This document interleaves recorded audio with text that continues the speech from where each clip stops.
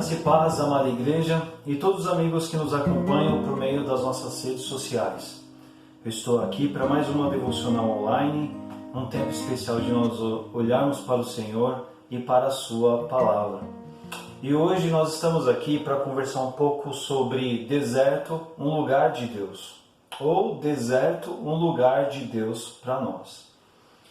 E talvez você me pergunte mediante isso, né? Mas como assim, Leandro? Um lugar de Deus para nós, não é? Porque afinal de contas, quando a gente pensa em deserto, um deserto não é um local desejável de se estar, um local que a gente queira estar. Né? Eu tenho quase certeza que você talvez nunca tenha ouvido ninguém dizer, assim como eu nunca ouvi, que puxa, quero passar férias, estou pretendendo visitar, conhecer, estar no deserto, não é? Por que isso? Porque deserto é um local inóspito, é um local difícil de se viver, é um local sem nada praticamente em muitos contextos, é um local no qual se vive no limite, a extremas temperaturas durante o dia, durante a noite, um lugar realmente árduo, difícil, não é? Então realmente não é um local que se queira estar, mas o nosso contexto principalmente cristão, nós que temos contato com a Bíblia e o povo, principalmente o povo da Bíblia, do Antigo Testamento, um povo que teve muito contato com essa realidade do deserto, usa-se muito atribuir também a deserto um sentido figurado para situações, etapas e dificuldades, momentos árduos da vida, não é? Usa-se muito chamar assim, e seja por um aspecto natural, físico, geográfico, ou seja por algo que represente momentos difíceis na nossa vida, a ideia de se estar no deserto certamente é uma ideia nem um pouco desejada por mim e por você, não é verdade? Então é muito natural que essa provocação inicial nos assuste e fale, mas como, né, nos leve a pensar, mas como assim eu posso querer então estar no deserto, né? Como pode ser o deserto um local de Deus, um local dele para nós? Mas o fato é que é muito interessante e importante nós pensarmos nessa temporada sobre isso, porque esse momento todo que nós estamos atravessando de pandemia é muito certo que se caracteriza por ser, emocionalmente falando, um deserto para muitos e tantos de nós, não é verdade? Porque nós adentramos no ano certamente com uma série de planos, expectativas, objetivos que foram drasticamente alterados por conta de toda essa dinâmica do que a pandemia, o isolamento, a quarentena e todas as coisas mudaram, não é verdade? Da economia, aos nossos modos de trabalho, a tantas coisas que fazem parte da nossa vida cotidiana, tanta coisa mudou. E na medida que tanta coisa mudou, puxa, quanta coisa mudou em tantos sentidos, às vezes para fora daquilo que a gente gostaria que acontecesse, não é?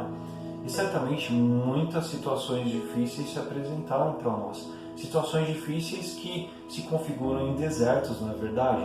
Então certamente essa ideia de se estar no deserto, ela chacoalha, ela mexe com a gente. Mas o nosso ponto aqui de conversar aqui hoje é pensar que o deserto sim também é um local no qual sim, Deus está presente, sim, Deus age, Deus atua, Deus mantém e permanece construindo a boa história dele em meio às nossas vidas. Ainda que no deserto, sim, Ele está lá, não é verdade? Ainda que sejam dias difíceis, nós devemos pensar nisso. E hoje, aqui nesse nosso exercício devocional, nós vamos olhar para a palavra, para dois contextos, dois servos de Deus que viveram momentos de deserto em suas vidas e viveram exatamente aquilo que nós temos a refletir aqui hoje, não é? Primeiramente nós vamos olhar lá no Antigo Testamento e nós vamos olhar para alguém muito simbólico, muito forte na história do Antigo Testamento, que foi Moisés. Qual a história de Moisés que os primeiros capítulos do Êxodo nos contam ali, não é? Bom, Moisés ele foi um bebê que escapou da morte no momento em que todos os bebês do sexo masculino estavam sendo assassinados. Com a graça de Deus ele pôde escapar da morte e a Bíblia lá em Hebreus também fala que Moisés ele era um menino extraordinário. Então Moisés ele foi alguém desde o nascimento preparado por Deus para uma missão. E sendo assim, Moisés ele passou por uma infância, por uma fase de adolescência, juventude, de crescimento, amadurecimento, como nenhum menino do seu tempo atravessou. Porque Moisés ele pôde ser educado ali dentro das suas raízes hebreias ali, junto da sua família, junto da sua mãe, como a Bíblia menciona pra gente, conta pra gente. Mas também depois, sendo adotado pela filha de Faraó, Moisés ele cresceu e foi educado nos palácios do Egito, né? E ali, dentro do conhecimento da cultura, de todo o legado que se existia daquele tempo, Moisés ele foi educado com toda aquela gama de conhecimento, né? Então, Moisés, alcançando a sua maturidade, é certo que era alguém muito educado, muito preparado, muito bem experimentado nos campos do conhecimento e tudo mais. Mas o que acontece? Moisés ele já tinha uma causa que ardia no seu coração, não é? E é por causa dessa causa que um incidente acontece e Moisés ele é levado a fugir para o deserto de Midian. E a Bíblia vai nos contar, lá em Atos 7, versículos 29 e 30, vai nos dizer que Moisés ele passa 40 anos no deserto. E é essa etapa aqui que eu quero pensar um pouco com você sobre a vida de Moisés, não é? Porque pensa comigo, depois de toda a bagagem, a carreira, o currículo, a grade pela qual Moisés ele passa na sua vida principiante ali junto da sua família e depois na sua trajetória nos palácios do Egito, imagina alguém com esse potencial, esse menino extraordinário que cresceu com toda essa exposição de conhecimento, ele vai para o deserto. Ele vai viver numa região inóspita, difícil, longe do contexto urbano do Egito, do grande zum, né, de onde a coisa acontecia, vamos dizer assim. Imagine você o quanto foi difícil para Moisés estar naquele deserto, não é?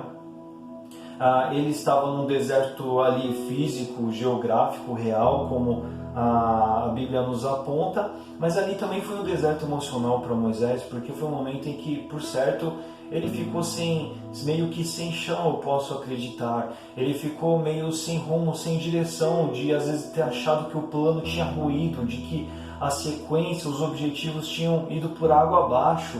Humanamente pensando, eu acredito que muitos desses pensamentos tenham ocorrido sim na mente de Moisés. Mas o que eu quero chamar a tua atenção aqui é que a parte da agenda de conhecimento, educação e crescimento de Moisés lá no Egito, Deus tinha uma agenda, um preparo, um fortalecimento, um forjar, um educar dele mesmo para com Moisés, e essa etapa tinha que acontecer no deserto, não é? Tanto é que depois Moisés ele vai ser o grande líder do povo de Deus numa peregrinação, numa jornada pelo deserto, né? Então nós vemos que ali é um capítulo no qual Deus permite Moisés experimentar, mas com propósitos, mas com objetivos, para que no devido tempo ele pudesse estar pronto para servir ao Senhor diante em tudo aquilo que Deus queria para ele, não é? Já no Novo Testamento, eu quero olhar com você para a vida de Paulo. Paulo, que foi a segunda pessoa mais importante do legado, né, da palavra de Deus do Novo Testamento para nós. E qual que é a história de Paulo? Paulo ele foi alguém educado aos pés de Gamaliel, um importante educador do seu tempo, muito reconhecido e muito assim versado na lei. Paulo ele foi educado para ser um fariseu, um doutor, um mestre da lei. E a Bíblia nos conta, ele nos mostra que Paulo ele era muito zeloso, muito ativista, muito ferrenho, muito definido nesse propósito de vida. Tanto é que ele era perseguidor do povo de Deus antes de se dar conta que ele estava perseguindo, ele estava do lado errado, vamos dizer assim. Mas depois de toda essa temporada pela qual Paulo ele viveu a sua carga de conhecimento humano, de preparo humano, em que ele estava ali em plena atividade, perseguindo a igreja, os discípulos, o povo de Jesus e tudo mais, acontece o episódio do caminho de Damasco, pelo qual Paulo ele se converte. E aí a Bíblia nos mostra então que Paulo ele é levado para Damasco, ali ele se recupera da sua perda visual, Ananias ora por ele é batizado e tudo mais.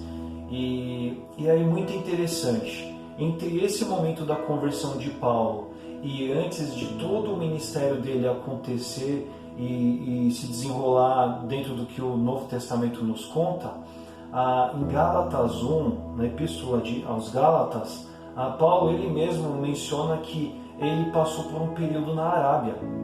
Nos Gálatas 1, versículos 17 e 18. Paulo ele foi para a Arábia e ele ficou ali por um período de 3 anos. Essa região, essa micro-região, vamos chamar assim, da Arábia, era uma região desértica. É claro que tinham ali sim algumas cidades, então a gente não pode entrar no nível de precisar se Paulo realmente estava no deserto, se ele estava numa dessas cidades que ali compunham, mas muitos estudiosos acreditam, entendem e depuram sim que Paulo foi ali para aquele tempo, para um tempo de meditação, um tempo de estar recluso, um tempo de se reaver de si mesmo diante de Deus. E nada melhor para isso do que senão o deserto, não é verdade? Esses estudiosos acreditam que Paulo tenha ido para o Monte Sinai. O Monte Sinai que ele era muito importante do ponto de vista da história do judaísmo, lá, das raízes mosaicas de toda aquela temporada e tudo mais, que era algo ao qual Paulo estava muito ligado e para o qual certamente Paulo estava diante de uma grande crise, não é? Porque não é simplesmente, às vezes na leitura bíblica dá a impressão que bateu um estalo, Paulo aceitou a Jesus, perfeito, eu estava errado, agora estou certo, agora eu vou pregar. Não, vem comigo, né? Imagine a crise que Paulo deve ter atravessado de se dar por conta que ele estava perseguindo a obra, o ministério de Jesus Cristo, né? Mas ao longo desses 3 anos que ele passa ali recluso, recatado, nesse deserto, seja físico ou somente emocional, em que Deus o trabalha ou forja para que ele viesse depois a ser esse servo, esse obreiro tremendo que o Novo Testamento vai nos contar e nos apontar, não é verdade? Então quero concluir aqui esse nosso tempo pensando com você no seguinte: olha, existem desertos na nossa vida? Sim, existem. Mas o deserto é também lugar de Deus e o deserto é um lugar de Deus para nós. Nós devemos ter consciência disso. Então nós devemos estar atentos de saber que Deus está em meio aos desertos que nós atravessamos. E nós precisamos vigiar para que a gente não viva a experiência do deserto murmurando, reclamando, se queixando diante daquilo pelo qual nós estamos atravessando. Porque o fato da gente reclamar e murmurar, assim como aconteceu com o povo de Israel lá no deserto, Êxodo e Números, os livros bíblicos, contam pra gente, assim como aconteceu com o povo de Israel lá, a atitude de murmurar nos atrapalha de experimentar a plena comunhão, a gratidão ao Senhor e enxergar o cuidado que Ele tem tido para conosco em meio aos nossos dias, não é? Então eu posso estar diante de uma situação de deserto, sim, mas é certo que a nuvem do Senhor lá está, é certo que a coluna de fogo lá está, é certo que o maná do Senhor lá está, porque Ele é um Deus maravilhoso que cuida dos seus. Nós devemos ter essa certeza. E se não é agradável de se estar no deserto, mas por outro lado é porque esse deserto é a escola que Ele está fazendo em nós para alvos maiores que Ele tem para as nossas vidas. Então nós devemos ter esse tipo de consciência e nos havermos diante de Deus para que a experiência de atravessar o deserto seja algo vivido com Deus, na presença dEle, absorvendo o que Ele tem para a gente, para depois viver aquilo que Ele tem para a gente, tal qual aconteceu na vida de Moisés, tal qual aconteceu na vida do apóstolo Paulo. Tá ok? Então que essa seja a disposição e a disponibilidade do seu e do meu coração. Ore comigo. Pai amado, nosso Deus, nós estamos diante desses dias difíceis, atravessando contextos nem sempre, ó Pai, tão desejáveis dentro daquilo que a nossa expectativa desejaria experimentar. Mas nós cremos que o seu amor é conosco e tudo que há do Senhor para nós tem um propósito e nós queremos perseverar em atravessar todos os momentos que o Senhor tem para nossas vidas, conforme o Senhor deseja. Se há deserto, que em nós se faça todo o conhecimento e o amadurecimento que o Senhor deseja para as nossas vidas, para que na sequência das nossas histórias a gente desempenhe, ó Pai, os Teus alvos, os Teus objetivos e os ministérios que o Senhor tem reservado para cada um de nós. Visite as nossas vidas e guarde os nossos corações. Nós assim oramos no nome de Jesus. Amém. Que o Senhor abençoe e guarde a você e a sua família e atravesse os desertos se lembrando, o deserto é lugar de Deus e é um lugar de Deus para nós. Que Deus te abençoe.